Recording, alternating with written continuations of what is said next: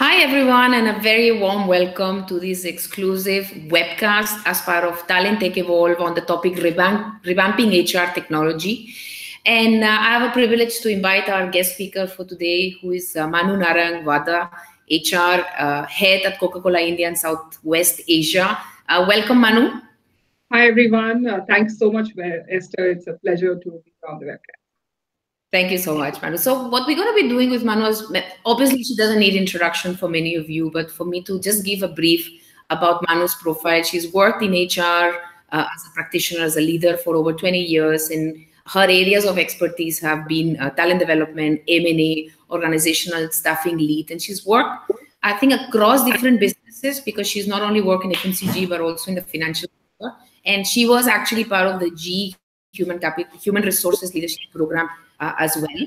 So she brings a lot of very interesting experience. And when we were putting together the program for this webcast, we thought we will talk about not only what she's doing at Coca-Cola, which I think is very exciting, and I'm going to share a lot of it with you in this webcast, but also her own experience and her own opinions about how a business shifting and what's the role of HR, and most importantly, what's the big opportunity really when it comes to technology.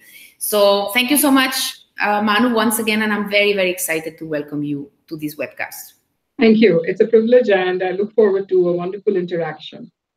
So what we have also discussed together with Manu was we want to make this as meaningful to all of you as possible. So please keep sharing questions. Manu and I have discussed and prepared a series of questions that we felt are going to be relevant to all of you. But at the end of the day, this is your time. So feel free to keep sending questions. And Manu, I'll do my best to manage the questions, and I'll invite you to kind of share as much as you can to be able to fill as many questions. If there are questions that we can't take on this time, then maybe I'll come back to all of you and we'll get Manu to help us on being able to do that. So let me start with the first. Let me start with the first question to you on really the business context, Manu. When you look at your own business, how the ecosystem is changing, and where are you as a business in a very competitive landscape, in a very high pressure landscape? So give us a little bit of a context before we get into how is that affecting HR and where is the role that technology is playing. Sure. Thank you so much. It's a journey which I personally believe one has to take to be a part of Coca-Cola. So first, let me walk you through what Coca-Cola is all about.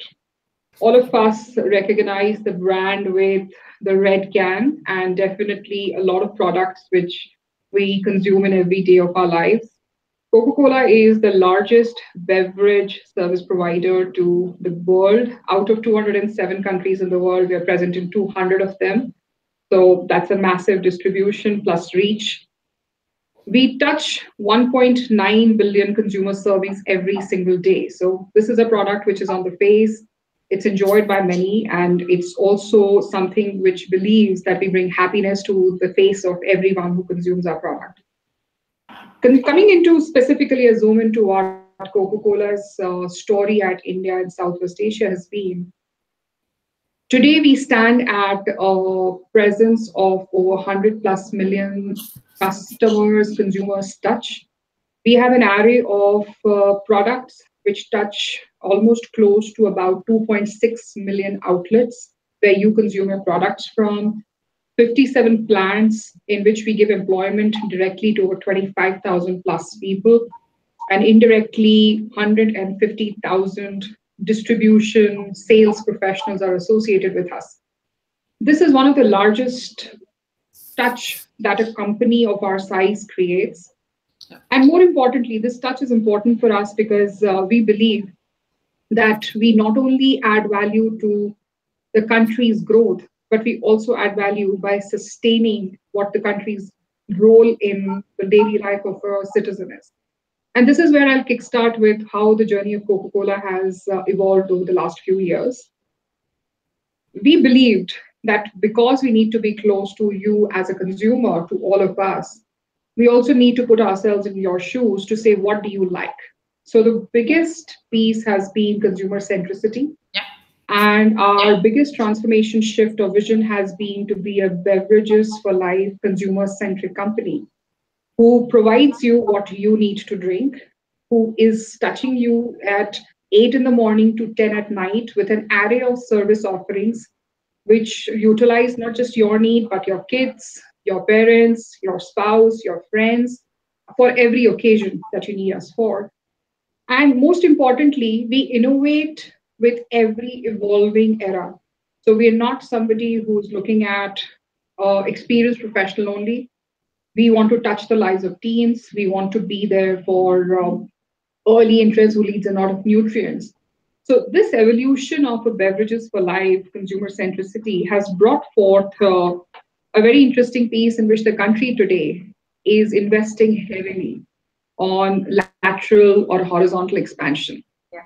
So you would have seen the brands like Minute Maid or the entire array of juices that are coming up, to drinks in the form of Aquarius, which are energy drinks, to VO, which are children friendly nutritional drinks. This is all horizontal expansion, and Yeah. innovation is at the heart of such. Yeah. So, this is actually the landscape of how we have evolved, are Yeah. evolving in a changing environment like India and Southwest Asia. Yeah. So, hopefully, it gives you some context. Yeah, that's great. Thank you so much for sharing that. And I really would love to understand more about how customer centricity has always been at the core of your brand. But you're talking about this horizontal expansion and the role that innovation has played. And I'm intrigued to understand how has that affected or changed the expectations from business when it comes to talent. What are the things, what are the pivotal things that really had to change in Coca-Cola as an organization, India and Southeast Asia, to say, well, we need to be more customer centric, we need to be more innovative, we need to be penetrating horizontally. What are the things from talent perspective that must change? So give us a little bit of insight on that. Sure, and glad that you asked this, because this is something which I'd also share a practitioner's views and lens on. In a traditional consumer company, HR traditionally used to play a servicing or an enabling role. Yeah. As we looked at our growth and vision for the organization globally and at country, one of the biggest changes that expectations from human resource as a function has come is to drive its change of hat to becoming a partner in driving growth as compared to enabling it. And I say this with a lot of stress, because in any sector or industry you are in today, you Yeah. have to have a sustainable impact to business performance Yeah. and have to be a direct contributor to growth. The three areas wherein people agenda has evolved Yeah. transformationally for us is, first, culture. Culture in the sense of, one, being able to connect every individual, every person who's associated with Coca-Cola, and rewire their purpose and their roles to the strategy and the big picture of the organization. And that cultural shift is not just about having large banners or a purpose statement, but it's actually making a difference to the life of a pre-seller or somebody who is handing over a Coke to you, to relate to that bigger picture. So that's on culture, very, very important. The second piece, which has really created a shift in talent, is really around the talent agenda. Talent agenda has been centered first on elevating the game of the DNA that we have. And this goes back to our ask on consumer, and at the same time, also about our ability to connect the dots internally, and being able to innovate in a faster, more agile manner. Yeah. The second evolution on talent, and I'll kind of spend 30 seconds on it, which has shifted in evolution, is the talent agenda is no more about build, borrow, or buy decisions only, but these decisions have to drive productive outcome for the business and for the company. And I kind of correlate the productivity element on talent agenda as a very important aspect of how the game has changed for us. The third one is centered really around efficiency. Efficiency in the way we simplify lives of many consumers to the internal associates at large. Yeah. We build system capability which enables our last miles to be able to sell, promote our products better. And last but not the least, data on human capital insights to drive business decisioning. Yeah. So this is the three changes I've seen very drastically evolving in our people agenda as I see Coca-Cola in times of now and the future.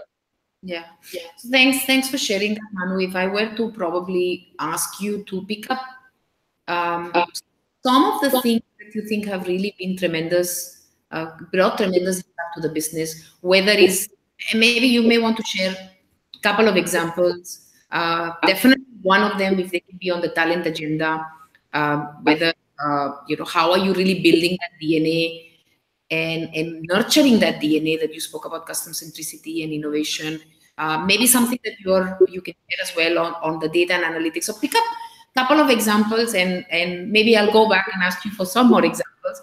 The intent, the reason why I'm asking those examples is that I love the clarity of the talent agenda and how is that aligning to the business and how you're really as an HR team is trying to accelerate that and not really becoming just an implementer or a follower. And it's beautiful to have so much clarity that these are the three areas that really are making an impact to accelerate the business. So give us some example of some of the most successful micro projects, if I may call them, which have been actually led by the HR team and that you think have tremendously contributed to the business journey. Sure.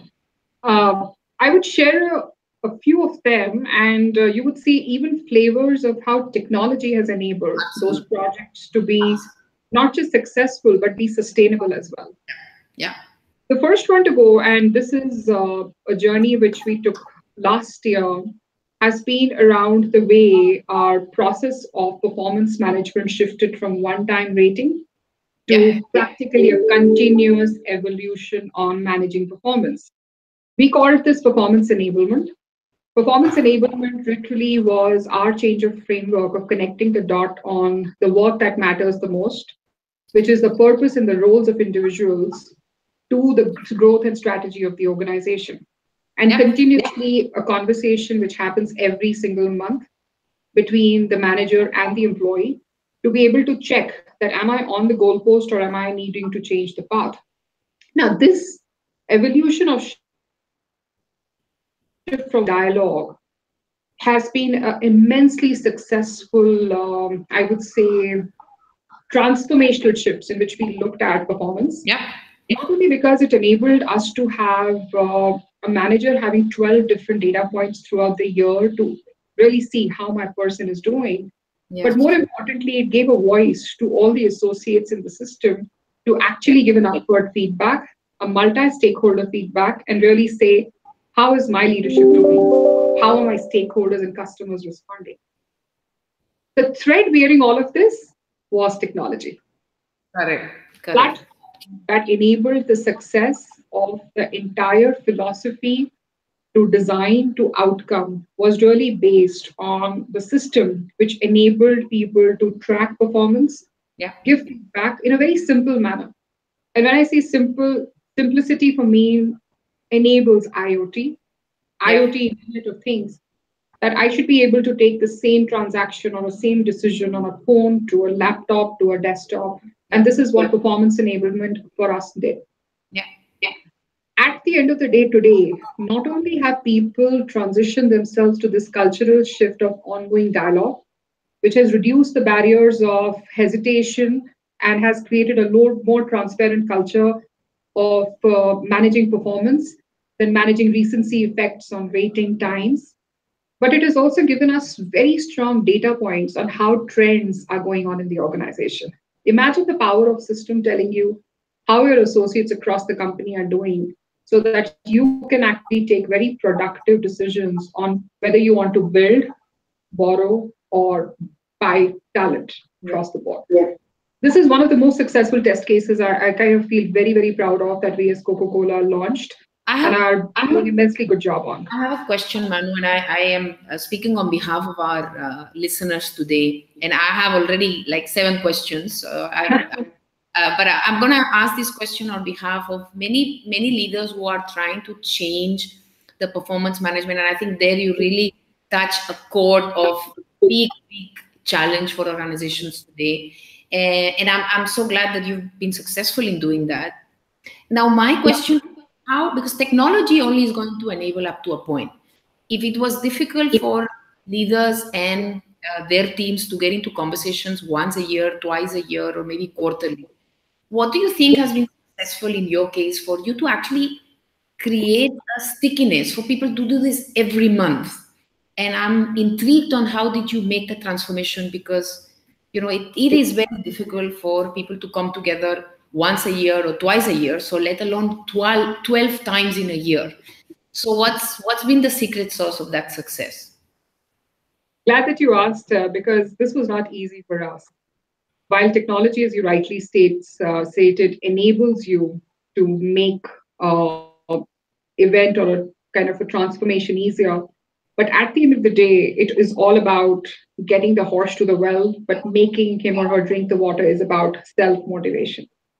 The way we generated a self motivator in this entire framework, and you can call it the secret recipe or call it a person's clarity on what's in it for me, Yeah. was relating this entire evolution to really one, in the way people got recognized, the way people got compensated, and most importantly, the way people's career paths were managed through this.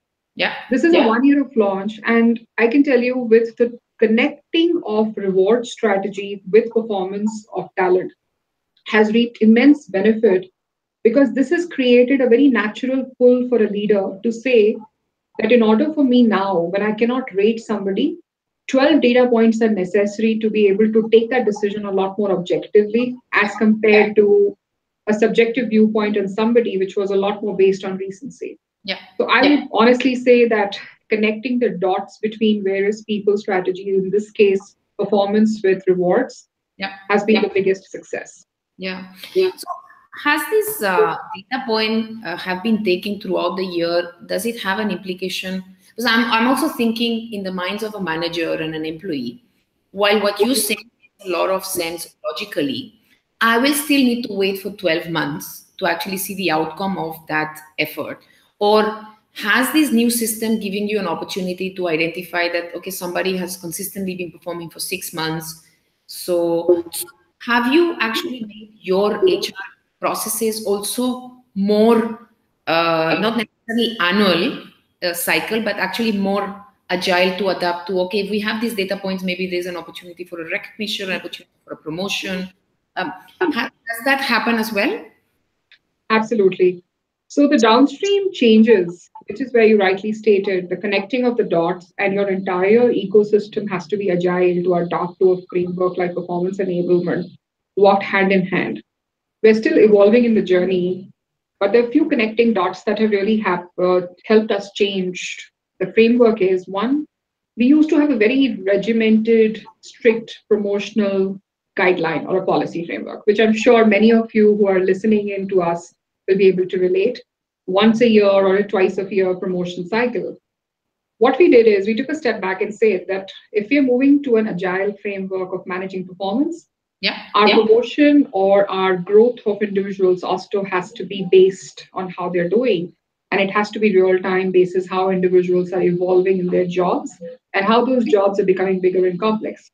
So that's one. Our recognition platform has also become a lot more agile, a lot more easier to deal with, which is celebrating you. This again has a technology backing and an enabler, because no more are you dependent on a town hall or a round table or a team meeting to be able to recognize your people, but you could actually digitally at any given point of time send not only compliments, but even monetary recognition or explicit recognition in the form of goodies of Coca-Cola to your colleagues, to your project members. And that again has connected the dot and made it a lot more agile. So a lot of these have worked hand in hand. And I believe that for making a transformation like this, it does take a village. And each of these threads have helped us be successful in changing this culture. Wonderful. Thanks for sharing that. And I think the simplicity sometimes of, acknowledging that it's going to be complex and taking that head on, which is what I can hear you say that you guys take. It's a great inspiration for everyone who's listening, tuning in and say, and maybe there's it's going to encourage a lot of people to look at these problems again. So I have a lot of questions, Manu, but I also thought you wanted to share one or two more examples before I go into the questions. Should we do that? Sure, I'd love to share one more example, which is been a very big transformational shift in the way we evolved our culture of transparency, inclusion, and most importantly, getting teams to come together to drive the transformational goals of the organization. And that has been through creating a spirit of collaboration. Now, a cultural shift on creating a workplace which is collaborative. For many of you, you're listening to me, you may find it esoteric. You may find it that, oh, that's a big goal, and how do I do it? And many of us put in programs or interventions in place to make it happen, which are event based. For example, getting project teams together or taking an offsite. What we did is we took a step back. And this has been, again, a very, I would say, intentional organization design, wherein we said, why don't we create a pull through creating marketplaces where people are encouraged to come together, work on trans-functional roles, goals, and get the recognition as a team together, because not only are they getting recognized for the work that's important to them, but they're also contributing to the larger system. Yeah. So what we did is that we basically have set up a transformation strategy in which 25 key priorities of the company are being driven, literally as a cobweb, if you call it, between many, many social teams. The second piece around this culture of collaboration that has been backed by technology has been the way we use tools to come together as a team or as a company. Yeah. So tools like Workplace, tools like Blue Jeans, Link have made it much more faster for individuals to connect, have reduced the reliance on meetings or one-time chats, and has really made it much more easier and faster for people to kind of come together. Last but not the least, I think in this culture of collaboration, learning has been a very, very important part. And learning not only from a sense of getting directive classroom sessions, but also having places where people can come together and learn from each other. That again has been backed by technology. And this is an evolution which we're continuing to make every single time. And this test case again has been very successful because it has decluttered the traditional workplace organization hierarchies and has just built a social network of individuals who are driving a common purpose more than their functional or organizational goals. Yeah, wonderful. Thanks for sharing that story. And I think that covers the first question that we had got, that was asking how we can adapt to digital ways.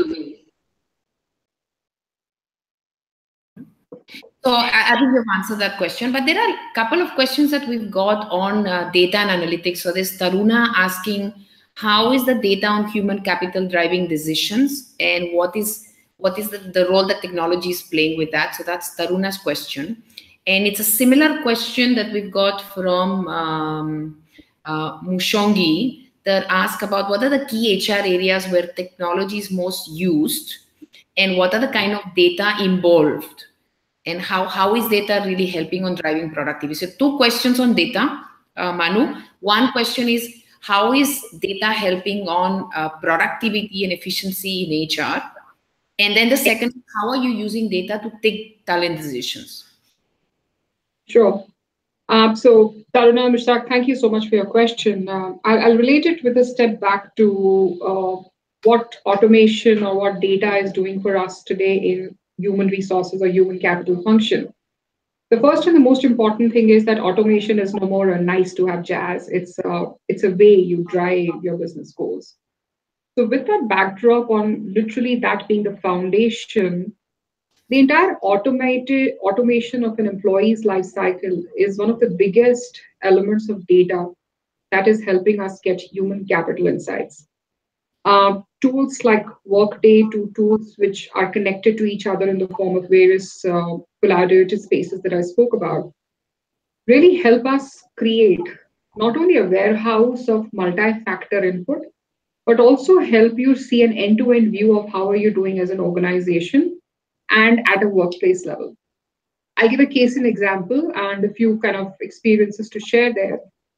When you have data and insights coming in from some of these technologies that I spoke. For example, recognition input coming in from celebrating you as a technology, people input data right from which educational institute you are from to what experience you bring to the table to what's been your talent profile internally, matched with talent data in the form of performance enablement. That is truly like a macro view of how human capital is doing in the company. How is it directly correlated and how is it helping us take very direct decisions when it comes to business performance? First, sales force effectiveness. One of the biggest areas wherein we are utilizing and are working towards expanding our footprint on human capital analytics through using all of these data points is to make sure that our last mile sales force is not only productive but is effective in doing the jobs that they do. The second one is taking predictive views on your trends of retention. Gone are the days when you could only be diagnostic and take a back end view of how people have attrited and what will be the forecast. You have to use various early warning signals in all of these multi feedbacks that you get to be able to take a decision on where are the trends moving and to be able to retain your key talent. Last but not the least, this literally goes into the talent agenda, Esther, which you and I started with. How do you really take those critical calls on one, having a very, very robust succession slate? Yeah. Followed by that, where do you need to fill in the gap of development by these multi-factor inputs? So these are top three things which come to my mind where data has been very valuable in getting insights and Yeah. directly contributing to business goals. The fourth one, which I'd add before we open up to another question, is engagement. Engagement is one field which, if you ask me, we need to crack the code on. But that, in my mind, is again going to be a very solid human capital insight, which will really help us get the pulse of what needs to really be measured, monitored to improve in the organization. So I hope it kind of answers some parts Yeah. of the question. Wonderful, wonderful. Thank you. Thanks, Manu, for that. So I'm trying to make sense of all the questions. We've got lots of questions, and the good news is that we do have yet so much. We have 15 more minutes. Okay, we have 18 more minutes. The team is giving me. So what I'm going to do is I'm going to try to cluster the questions into segments, so it becomes easier for you to answer them. So there is a set of questions that is emerging about hiring, because we talk about performance management as a vertical. We've talked about data now as a horizontal.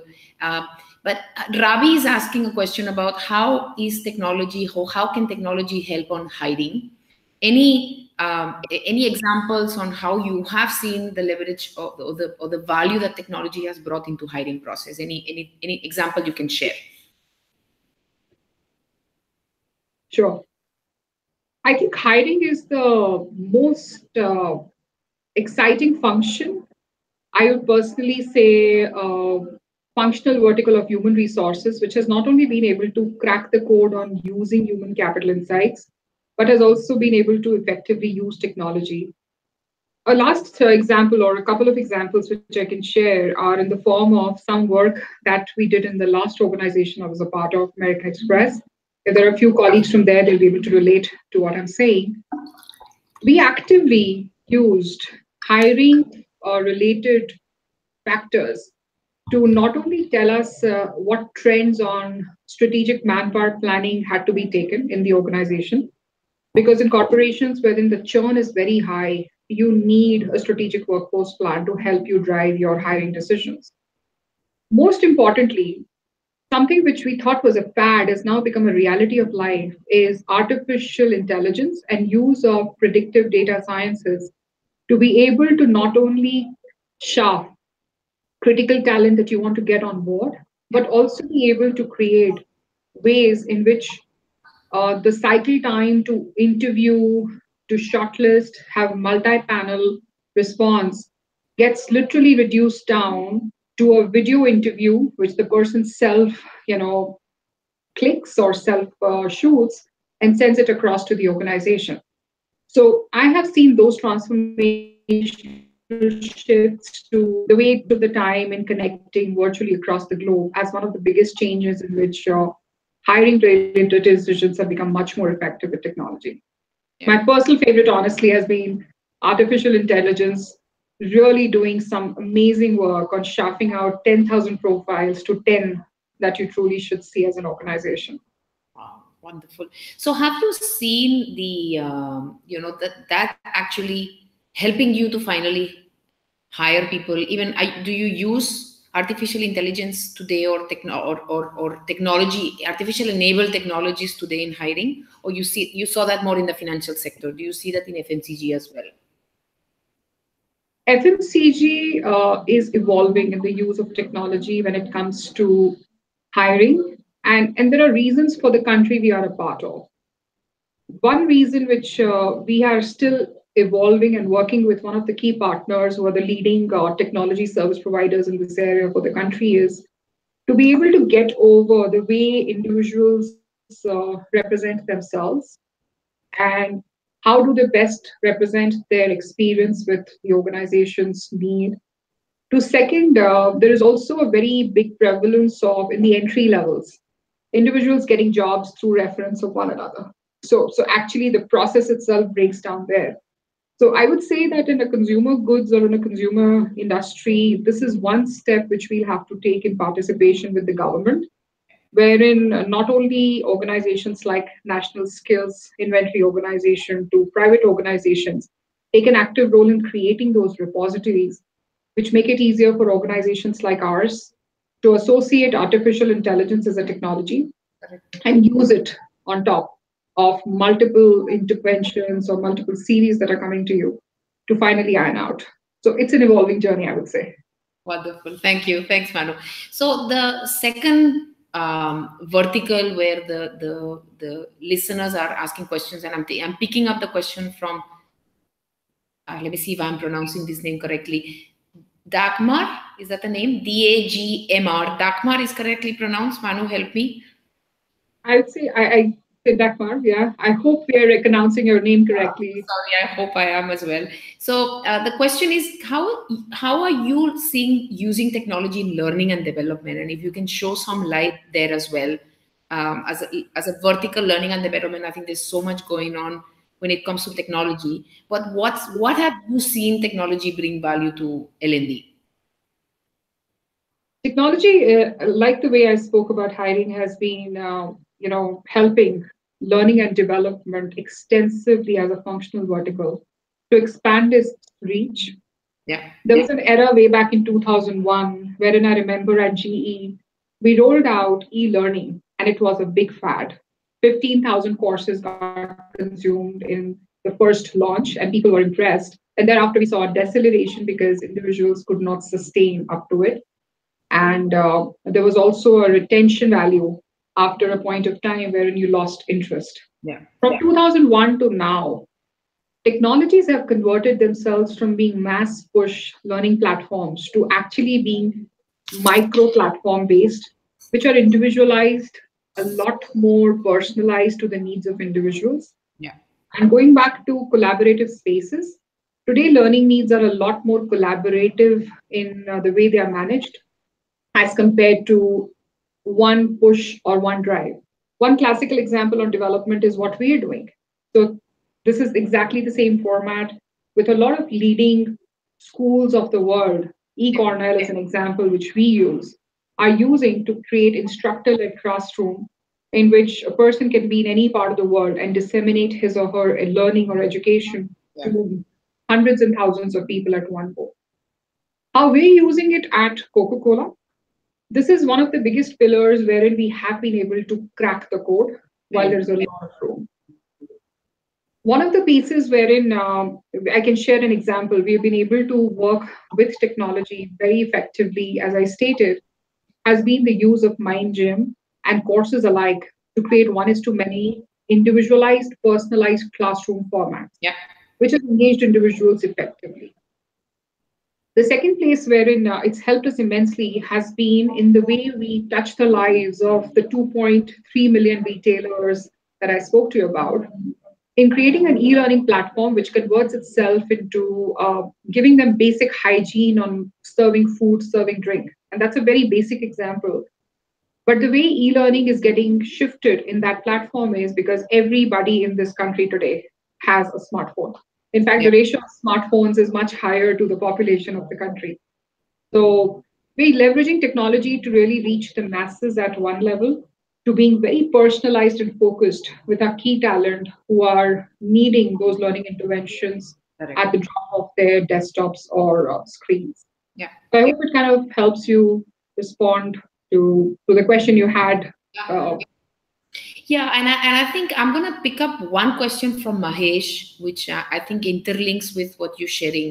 And Manu, you spoke a lot about the masses and how do we engage, and you also spoke about culture and collaboration. And his question, Mahesh's question, is such a beautiful question, because I think there's so many leaders that struggle with that. How do we get the senior leaders to actually be part of those, whether you're talking about the collaboration platforms or you're even talking about the learning platforms which are tech enabled? What has been successful for you to drive that engagement and that leading from the front and convincing your leaders to say you need to champion these, or not, or maybe say, well, you come home. I don't know what's your point of view on engaging leaders to be part of that journey and leveraging the power of technology? Glad that you asked, because I truly believe that sponsorship effect of leadership is one of the biggest drivers when you're trying to drive transformational shifts in the organization, whether they're people or brand or consumer goods. Garnering the support or sponsorship, which also, by the way, includes the dollars that come on the table, is critical, because not only it helps you create the buy-in, but it also helps you them walking the talk with you. And the way I explain it is the last example, again, I can share, is that if you get your sponsor at the last mile to help you in promoting a learning or a development or a performance or a talent agenda, which is backed by technology, 9 out of 10 chances are that they will be galvanized, but they will not be engaged in it. Yeah. To get the engagement, you have to literally go all the way to the back on the ideation stage, engage them at the ideation, to the solutioning, to the end outcome. Because this is comes in, and this has really been my secret sauce as I have looked at driving transformational goals, to have one or two key leaders who are social influencers, but key influencers also at the boardroom, to be able to not only sponsor but support the agenda, Yeah. and then take it forward with the large masses. Yeah. So once that box of sponsorship is checked, how do you really make a larger set of leadership to adopt it? Yeah. This is where I would say our learning as a human capital function has to be related back to simplicity. Yeah. We have to keep our solutions really simple.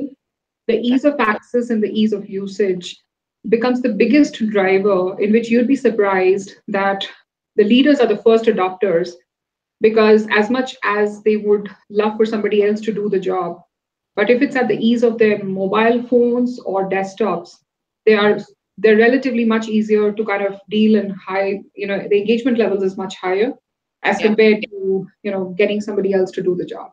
Yeah. So the DIY focus with simplicity is the second key, I would say. Wonderful. So there's a question from Deepak, and you mentioned about sponsorship not only from the perspective of support on adapting and really driving the agenda, but you also spoke about financial sponsorship. And Deepak's question, and I'm picking it up now because I think it fits. Choosing HR, how do you evaluate, and how do we crack this cost versus value, considering most of the times the cost is actually short term and the value is normally long term? So how do you look about that? How do you evaluate technology? What has worked for you and your team, and how do you create that balance between cost and value? This is an interesting journey, and I have had multiple deliberations with various HR practitioners on this over the years. And I'm going to do a side correlation, Esther, on this question by Deepak, on many a times us being very critical of our ability to be business leaders. And one of the key cornerstones of being a business leader is to have business acumen.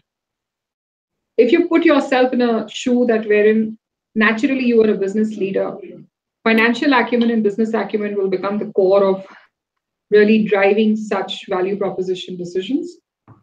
One backbone which I can also share with you is that you have to have some quantitative measure of the purpose, relatability of what you're trying to solve for through a return on investment, even if it is 5-year horizon or a 7-year horizon.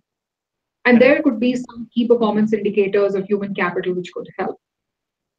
But as I evolve and look at technologies which help strengthen the people agenda, apart from having a very clear business case with purpose and as much potential a return on investment, I also look at a few things which are touching the heart of the individuals who are taking those decisions. One, is the technology sustainable? How much effort is going to go on implementation versus regularly sustaining it? Second, how much will it ease the life of the associates at large? Because that's what our prime purpose is, that we have to make this intervention or technology easier to do business with, and more importantly, elevate the development or the talent agenda. So, is it solving for that ease of access? The third one has been really centered around, and this is where a lot of my colleagues who joined us will be able to relate, is the integration capability of the technologies. In HR function, generally, we'll end up having a very verticalized technology approach. For example, for performance, you would have one technology helping you. For payroll, there's something else, and for talent, there'll be something else, and for recruitment, there's something else. Yeah. But at the end of the day, question which I answered a few minutes ago around data is that these technologies have to converge somewhere. So they have to be wired to each other, and you have to make sure that this integration does not lead to any cross wiring or a short circuit. So this is one of the biggest things which I personally have looked in for, and technology decisions have to be backed on many such. Yeah, thank you. Thanks, Manu, for sharing that. And I think these things don't have an easy answer. And I think we do struggle with finding answers to that. But I think that perspective just brings an opportunity for people to reflect on what does that mean in their own context. So I'm going to pick a question from, I'm actually going to merge two questions. One is Sujata's question about in the journey of adopting to the digital context, whatever is the business, I think all organizations are looking about how is automation affecting them, how is AI changing their business models, and whether you're a technology business or not, everyone is really trying to transform the way of operation and becoming more and more digital.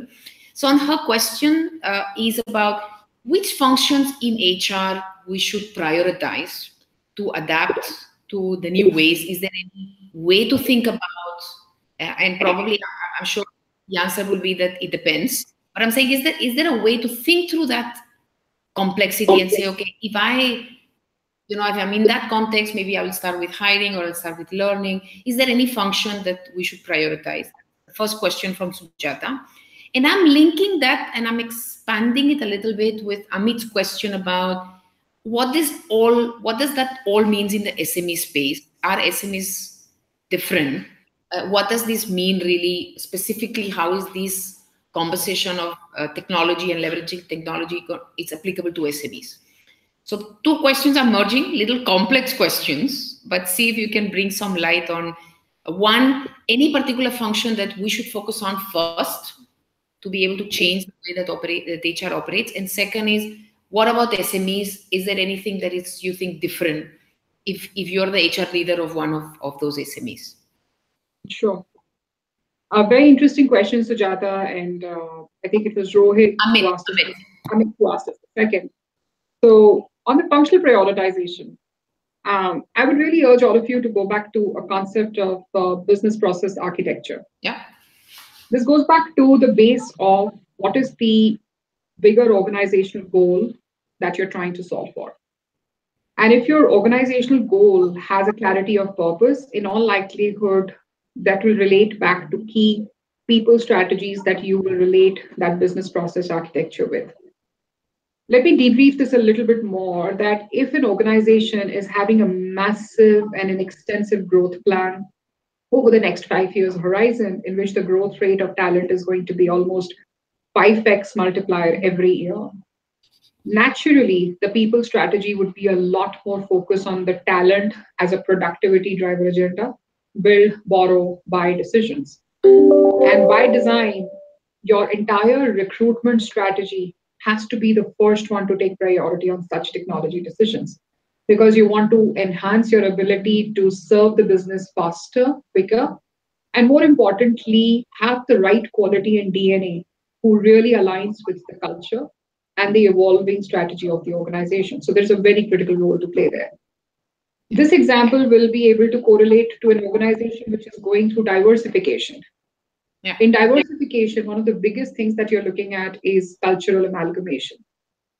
One of the biggest things when you're looking at cultural amalgamation, relating it back to people, is getting talent or working on talent management strategy which fits in this new DNA which two companies have merged with.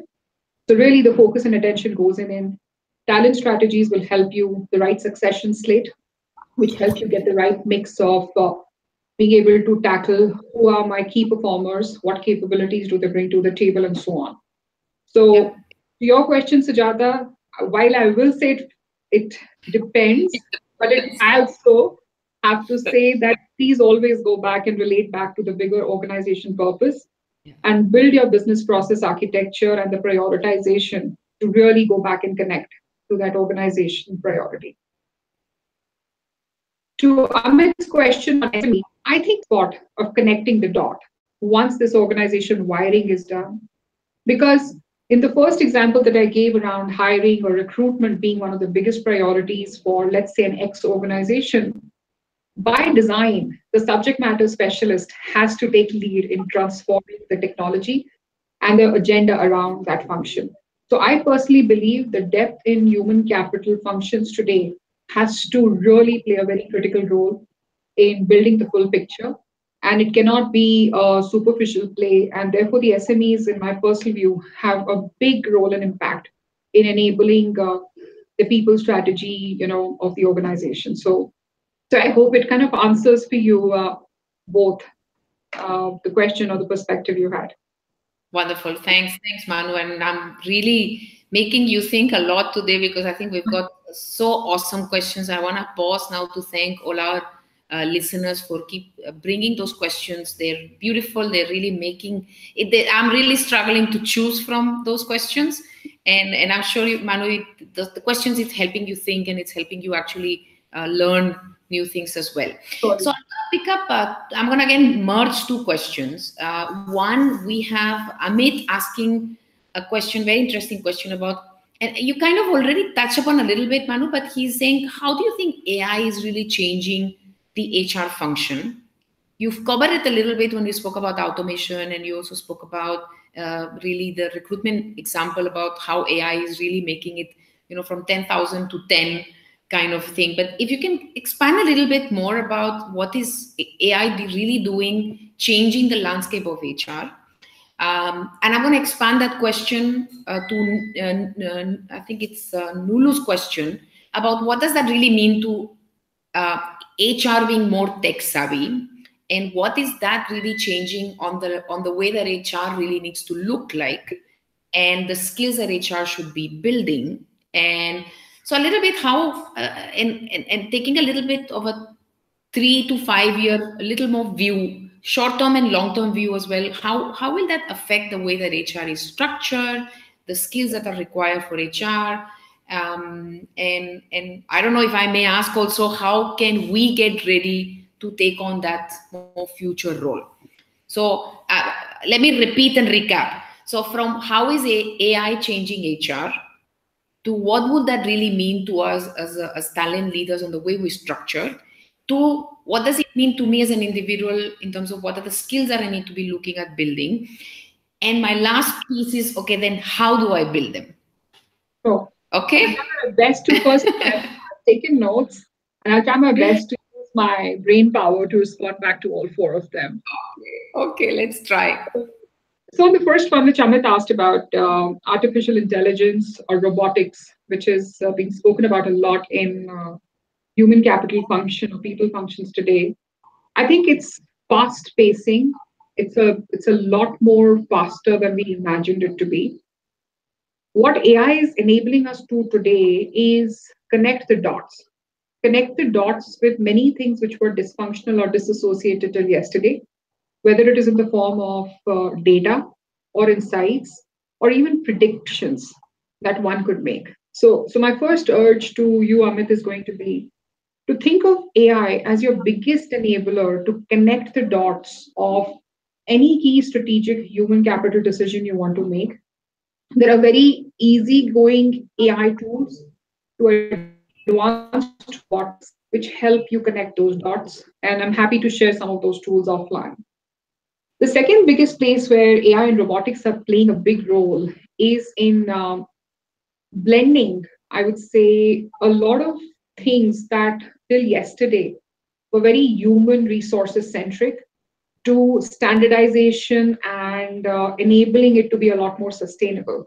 For example, till about a few years ago, any kind of query which you received, whether it was related to what's my leave, to how do I manage a transaction, to what do I do, fill in the blank, was all answered by one human resource manager.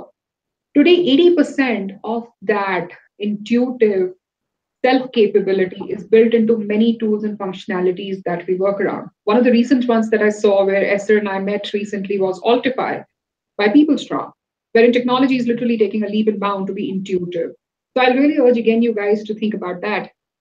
The third example, which I'd already given, and I'm not going to repeat because that's a personal passion, is robotics really help you prune down your ability to highlight the key talent that you want to bring on board, starting with external to possibly in the future, even internal talent assessments happening through many such measures.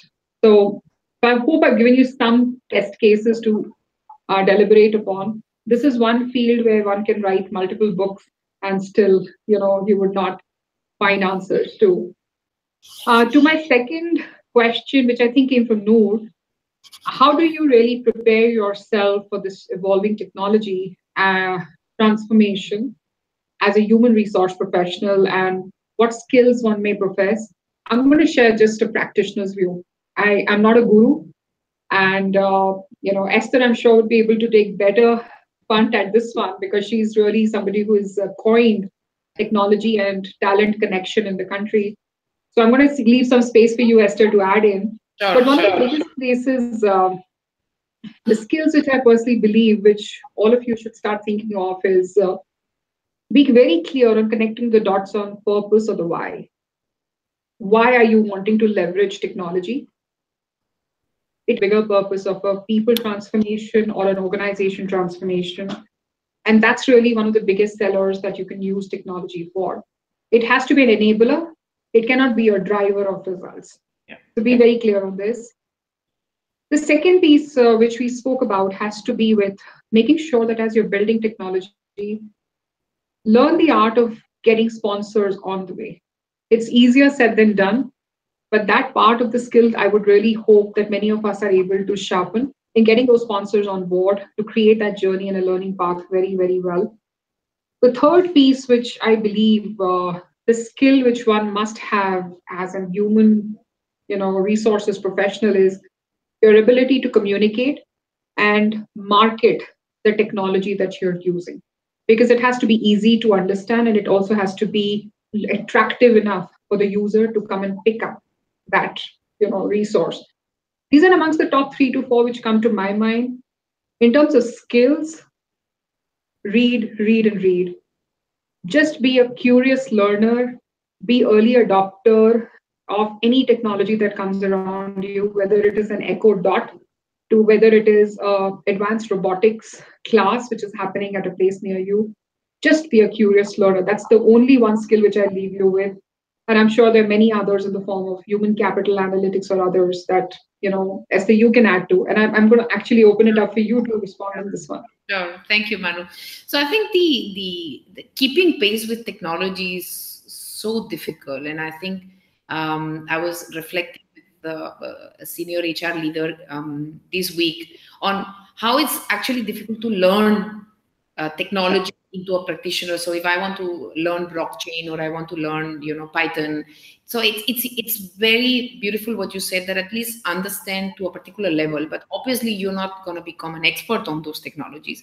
But I think what's important is probably getting out of your regular comfort zone. And what I always urge the HR communities to say, get out of HR as well. So try to learn, and we do that in People Matters conferences to say, can we get people who are not from HR?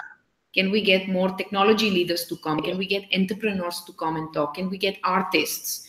Because I think in that journey of connecting the dots, you don't know where those dots are going to come from. So I think the broader the learning spectrum is, the better.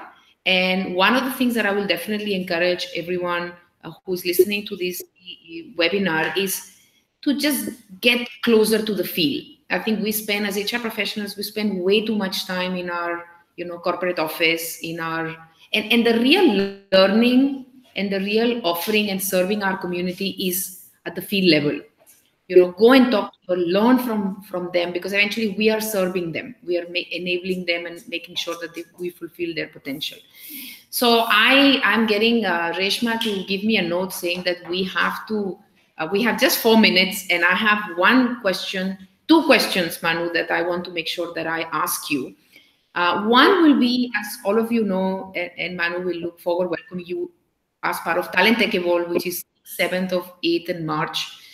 A lot of those questions that we probably have not answered during the webinar today, we will try to bring those questions to the Talent Tech Evolve virtual conference. As all of you know, it's a virtual conference. It's open to all of you. And that's one big critique that people when they meet me, say, you do a lot of things in Delhi, Bangalore, and in Bombay, but what about Ahmedabad? What about Surat? What about Pune? What about Bhubaneswar? So this is an investment that People Matters wants to give to all of you to make sure it's inclusive. It's virtual, so you can jump from wherever you are. It's free, which means you don't have to ask for anybody to give you any approval. You don't have to travel, and so on and so forth. So if I ask you, Manu, what will be the one question, one struggle that you really have when it comes to talent and technology as a leader, as a practitioner in the community, to say, I wish I will find an answer for these questions? What would those be? I'll give you one, which kind of generally builds my curiosity many a times when I go in my learner space, Esther, is I'm curious to really see how technology will evolve to be touching the core of what a human resource function is. The core for me, a human resource function stands for is human emotions.